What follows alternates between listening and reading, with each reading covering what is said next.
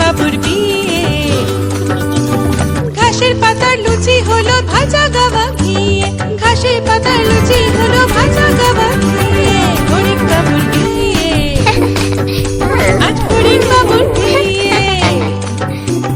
দই সন্দেশ তৈরি হলো মাটিতে জল দিয়ে, দই সন্দেশ তৈরি হলো মাটিতে জল দিয়ে।